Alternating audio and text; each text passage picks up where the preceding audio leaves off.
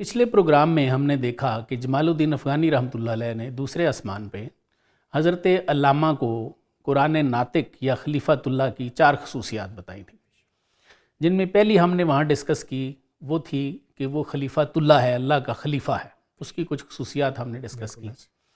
دوسری اس کی جو خصوصیت حضرت نے بتائی وہ ہے اس کی کہ وہ زمین پہ اللہ کی حکومت قائم کرتا ہے، حکومت الہی۔ حکومت الہی۔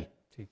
تو سر یہ فرمائیں کہ آج اگر دیکھیں ہمارے مسلمان ممالک کو تو کہیں پہ بھی وہ جو اصل اس کی سینس ہے حکومت الہیہ کی وہ کہیں پہ بھی نظر نہیں آ رہی، تو یہ فرمائیں کہ اس کی خلیفۃ اللہ کی حکومت ہونی چاہیے؟ اگر چاہیے تو یہ ہمارے لوگ کیوں نہیں اس کی طرف توجہ کرتے؟ دیکھیے پروفیسر صاحب، خلیفۃ اللہ تو ایک مقام ہے جو اللہ نے دے دیا، سر آگے مقام ملنے کے بعد اس نے پرفارم بھی تو کرنا ہے۔ صحیح۔ وہ پرفارمنس کیسے ہوگی؟ جو اس کا کنٹریبیوشن ہوگا وہ ہوگا حکومت الہی کے قیام کی طرف، صحیح۔ اور اس کے بغیر عدل اجتماعی نہیں ہو سکتا، اور وہ چیزیں حاصل نہیں ہو سکتی بالکل ٹھیک، جو بطور خلیفہ اللہ تعالیٰ نے اس کو ودیت کی ہے۔ بالکل صحیح۔ تو اس لیے اس حکومت الہی کے تحت ہم تھوڑا کلام پڑھتے جی ہیں پلیز تاکہ سر۔ ہمیں اندازہ ہو سکے جی سر۔ کہ وہ حکومت الہی یعنی کہ وہ انعام تھا اللہ کا نیابت الہیہ جی، والا، اب نائب نے حکومت قائم کرنی ہے۔ اب اس خلافت خلیفت اللہ کے منصب کے بعد اس کے کام کی باری ہے۔ جی سر۔ اور وہ کام کیا ہے؟ بندہ حق بے نیاز از ہر مقام۔ فرماتے ہیں جو اللہ کا بندہ ہے، خلیفۃ اللہ ہے، وہ ہر مقام سے آزاد ہے، نئے غلام اورا نہ او کسرا غلام، نہ وہ کسی کا غلام ہوتا ہے نہ کوئی اس کا غلام ہوتا ہے، وہ کسی کو غلام سمجھتا ہی نہیں ہے، خود بھی نہیں ہوتا۔ بالکل سر بندہ حق مرد آزاد است و بس، اللہ کا بندہ مرد آزاد ہے بس، ملک و آئینش خدا دا دست و اس بس۔ کا ملک اور آئین اللہ تعالیٰ کی طرف سے ہے، بس بند ہے اس پہ کام۔ سر انہی چیزوں کو پسچے باید کردہ اقوام شرق میں مرد حر کے ٹائٹل کے ساتھ حضرت نے لیا ہے، اور انہی تمام چیزوں کو واضح کیا ہے۔ بہت ساری چیزیں یہ سامنے آئی ہیں تو مجھے نظر آنا شروع ہوئی، جیسے مرد حر محکم زورد لا تخف ما بمیداں سر بجے ابو سر بکا، ایسے رسم و راہ و دین و آئینش زحق، اس کا رسم و راہ اور اس کا جو قانون ہے وہ اللہ تعالیٰ کی طرف سے ہے، دین حق ہے۔ جی، زشت و خوب و تلخ و نوشی نش زحق، اچھا برا ہے، تلخ شیریں ہے، سب کچھ اس نے اللہ تعالیٰ کی طرف سے لینا ہے، اس پہ عمل کرنا ہے۔ سر اللہ کی بارگاہ سے اللہ کی بارگاہ سے قانون عقل ہی اس کا خود سارا۔ بھی، سر عقل خود بھی غافل از بہبود غیر۔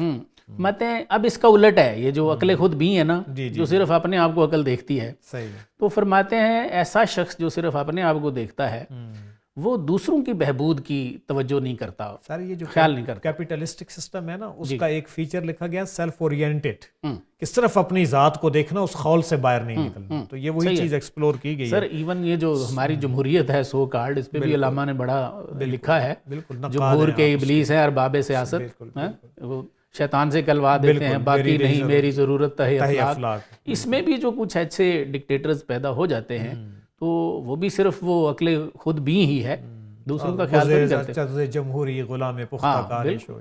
بالکل۔ اچھا اس کو ہم پھر پڑھ لیتے ہیں ذرا۔ عقل خود بھی غافل از بہبود غیر، جی، سود خود بیند نہ بیند سود غیر۔ تو کہتے ہیں کہ ایسا شخص جو عقل خود بین ہے وہ دوسروں کی بہبود نہیں دیکھتا، اپنا فائدہ دیکھتا ہے، دوسروں کا نہیں دیکھتا۔